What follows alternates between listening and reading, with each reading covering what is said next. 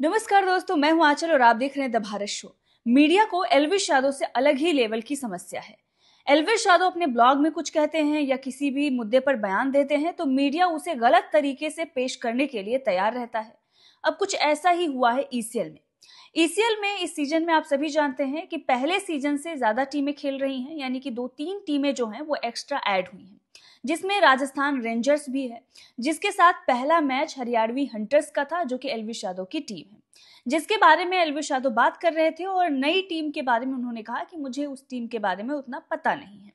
अब जो कुछ भी एल्विश यादव ने कहा वो सबने सुना, लेकिन मीडिया ने उस बयान को गलत तरीके से घुमाया और फिर जो कप्तान है राजस्थान रेंजर्स के जियान सैफी, उनके सामने ले जाकर उसने रख दिया। अब मीडिया जब बातें घुमा रहा था तो उसे लताड़ भी लगी है। चलिए आपको वो वीडियो दिखाते हैं जहां पर राजस्थान रेंजर्स के जो कप्तान हैं वो मीडिया को लताड़ते हुए नजर आ रहे हैं। सुनिए। जर्सी लॉन्च में हम उनसे इंटरव्यू कर रहे थे तो एल्विश ने कहा था कि हम तो मुनावर और वो साथ में थे कि हम तो सिर्फ 5 टीम को जानते हैं। और राजस्थान के बारे में जब बात हुई तो मुनावर ने कहा कि जैन से कह रहे ये कौन है, वायरल होने का मटेरियल। अरे देखो, ऐसा नहीं है, एल्विस ये नहीं कहेगा कि वो नहीं जानता जैन को। उसने दिक्कत ये नहीं है, उसने बात कुछ और कही थी, आपने कुछ और बना दी है ना। उसमें क्लिप्स को एडिट किया गया। सरकाज़म पे भी थोड़ा बोला था कि तू कौन, ऐसे करेगा ये बोला। नहीं ऐसे नहीं बोलेगा तू कौन है, वो सब जानते हैं मैं कौन हूँ, आप भी जानते हैं। हाँ नहीं, पहले ही पता लग चुका है। आज की कोई तैयारी नहीं है, पहले से पता है। तो देखा आपने, जिस मीडिया को एल्विश यादव ने पेट कह दिया था तो उसे मिर्ची लग गई थी। अब वही मीडिया किस तरह से बातों को घुमा रहा है। अब जब ये बातें वहां पर हो रही थी तो खुद राजस्थान रेंजर्स के कप्तान ने इस पर टोक दिया और कह दिया कि उसने ऐसा नहीं कहा है। मतलब साफ है कि जो एल्विश यादव के कॉम्पिटिटर हैं, जो उनके खिलाफ खेल रहे हैं, वो लोग भी इस बात को समझ रहे हैं कि उसने ऐसा नहीं बोला होगा और उसके कहने का क्या मतलब था। लेकिन आप देखिए कि रिपोर्टर कैसे उन बातों को घुमा रहा था। बहरहाल प्रेस कॉन्फ्रेंस की इस क्लिप को देखने के बाद एल्विश आर्मी एक बार फिर से मीडिया पर आक्रामक हो गई है।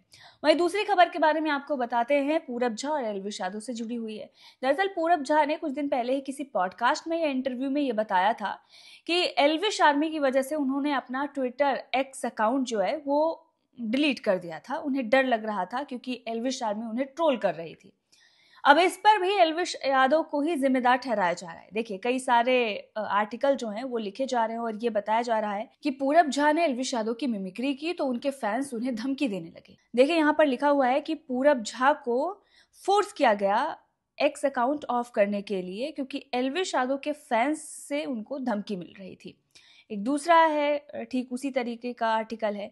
वैसे ऐसे कई सारे आर्टिकल न्यूज़ 18 के आप देख लीजिए, और भी कई सारे आर्टिकल लिखे जा रहे हैं कि लाफ्टर शेफ और रोडीज में जो एल्विश यादव काम कर रहे हैं उनके फैंस कितने टॉक्सिक हैं और पूरब झा को उन्होंने किस तरह से डराया धमकाया और उन्होंने अपना एक्स अकाउंट ही हटा दिया, ऑफ कर दिया, उन्होंने बंद कर दिया। तो ये चीज़ें तब दिखाई जा रही हैं जब उन्होंने बंद कर दिया। लेकिन जब एल्विश यादव के बारे में उनका जब मजाक बनाया जा रहा था, जब उन्हें ट्रोल किया जा रहा था, तो मीडिया उस पर ताली बजा रहा था और कह रहा था देखिए इसने इसको ऐसा कर दिया, उसने उसको ऐसा कर दिया, इन्होंने एल्विश यादव पर भी सेम वही चीजें बोली हैं। तो ठीक उनके फैंस भी ट्रोल कर रहे हैं, तो यहाँ पर तो बात बराबरी की है ना, कि जब उन्होंने उनको ट्रोल किया तो उनके फैंस उन्हें ट्रोल करने लगे हैं।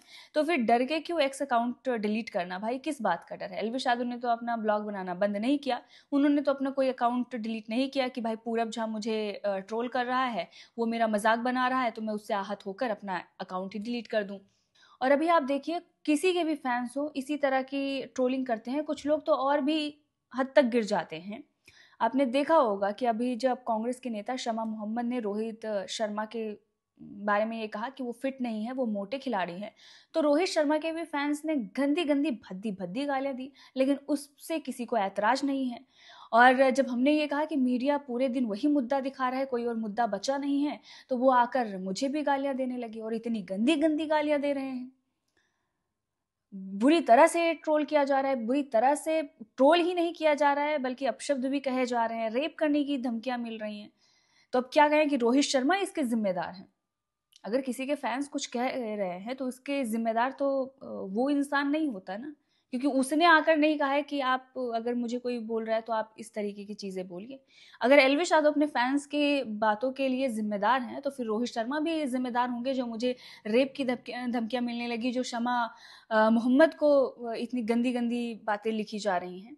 तो कोई तुक नहीं बनता, लेकिन क्या होता है ना कि किसी को अगर टारगेट करना है तो आप ये सारी बातें उठा सकते हैं, जैसे मीडिया कर रहा है।